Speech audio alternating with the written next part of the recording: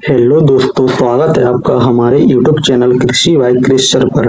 आज हम पढ़ेंगे पीसीएमबी का पहला चैप्टर है लाइट, जिसको कौन सा चैप्टर है? पीसीएमबी का पहला चैप्टर है जिसका नाम है लाइट या फिर प्रकाश। तो देखो, आइए जानते हैं सबसे पहले अपन प्रकाश के बारे में कि प्रकाश क्या होता है ना। सबसे पहले प्रकाश के बारे में जानेंगे कि बेसिक इंट्रोडक्शन इसका क्या होता है। तो देखो, प्रकाश कोई चीज नहीं है, ये ओनली एक प्रकार की क्या है, ऊर्जा है ये, है ना। एक प्रकार की ऊर्जा है, एनर्जी है, या फिर भौतिक कारक है, या फिर बाहरी अभिकरण है, कुछ भी कह सकते हैं इसको। प्रकाश एक प्रकार की ऊर्जा है जो क्या करता है, हमारी जो आंखों की दृष्टि संवेदना है उसको जागृत करता है। मतलब ये हमारी हमारी आंखों की देखने की क्षमता को क्या करता है, बढ़ाता है ना। और ये प्रकाश क्या करता है, जब ये जैसे कोई प्रकाश है, किसी स्रोत से प्रकाश आ रहा है, जब वो कोई वस्तु से टकराएगा, जब टकराया तो क्या होगा, चारों तरफ फैलता है, और चारों तरफ फैलकर वस्तुओं को हमारी देखने में मदद करता है। और कब करता है, जब वो हमारी आंखों में प्रवेश कर जाता है तब।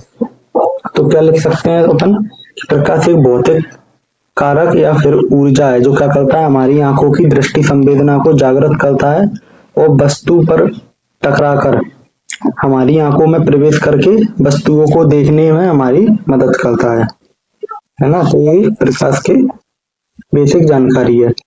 अब अपन देखेंगे कि प्रकाश के गुण कौन कौन से होते हैं। प्रकाश के कौन कौन से गुण होते हैं।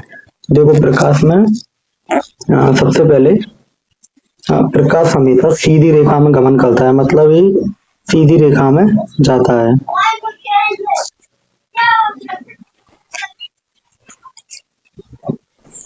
प्रकाश क्या है, हमेशा सीधी रेखा में गमन करता है, जिसे अपन क्या बोलते हैं, प्रकाश का ऋजु रेखीय संचरण। और दूसरा पॉइंट है, प्रकाश की किरणें एक दूसरे के मार्ग में बाधा उत्पन्न नहीं करती। क्या नहीं करती, एक दूसरे के मार्ग में बाधा उत्पन्न नहीं करती, मतलब स्वतंत्र रूप से चारों तरफ फैलती हैं। अगला पॉइंट है कि प्रकाश संचरण के लिए माध्यम की आवश्यकता नहीं होती। काय की माध्यम की आवश्यकता नहीं होती, मतलब ये निर्वात में भी गमन कर सकता है। मतलब कि प्रकाश को मतलब गति करने के लिए ऐसा नहीं कि कोई चीज की जरूरत पड़े जिसकी सहायता से वो अपनी गति कर पाए या अपना संचरण कर पाए। वो निर्वात में भी मतलब स्वतंत्र रूप से खाली जगह में भी गति करता है। अगला पॉइंट है, प्रकाश स्वयं नहीं दिखाई देता, और लेकिन क्या करता है, वो हमारी आसपास की जो वस्तु हैं उनको देखने में हमारी मदद करता है। नेक्स्ट पॉइंट है, प्रकाश का परावर्तन भी होता है और अपवर्तन भी होता है। ये परावर्तन और अपवर्तन ये हम नेक्स्ट जो लेक्चर है उसमें बहुत अच्छे तरीके से पढ़ेंगे कि परावर्तन और अपवर्तन क्या होता है। अभी थोड़ा बेसिक जान लो कि परावर्तन कोई चमकदार वस्तु है, जैसे कि कांच है। आपने देखा होगा कि जब कांच में जो सूर्य की लाइट आती है तो वो वापस लौट जाती है ना, शाइनिंग देती है। और अपवर्तन में क्या होता है, जब प्रकाश की किरणें एक माध्यम से दूसरे माध्यम में जब गमन करती हैं, प्रवेश करती हैं, तो क्या है, वो अपने मार्ग से विचलित हो जाती हैं, सीधी नहीं जा पाती। इसको नेक्स्ट लेक्चर में और अच्छे से डिटेल में देखेंगे ये सब पॉइंटों को। प्रकाश का क्या ध्रुवण भी होता है, ठीक है, और प्रकाश का वर्ण विक्षेपण भी होता है, प्रकाश का व्यतिकरण होता है, प्रकाश में जो विवर्तन भी होता है ना, इन सब के गुण प्रकाश में पाए जाते हैं। और प्रकाश का प्रकीर्णन भी होता है। प्रकीर्णन मतलब प्रकाश चारों ओर फैल जाता है, वस्तुओं से या जो छोटे छोटे कण होते हैं अपने वातावरण में उनसे टकराता है और चारों ओर फैल जाता है। इसी क्रिया को क्या बोलते हैं, प्रकाश का प्रकीर्णन।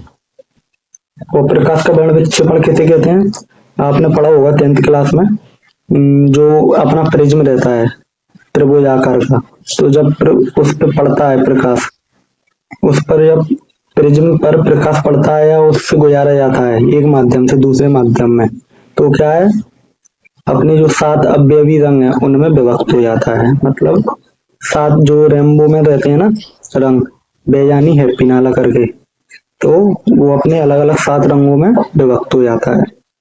अब अगला पॉइंट देखते हैं अपन।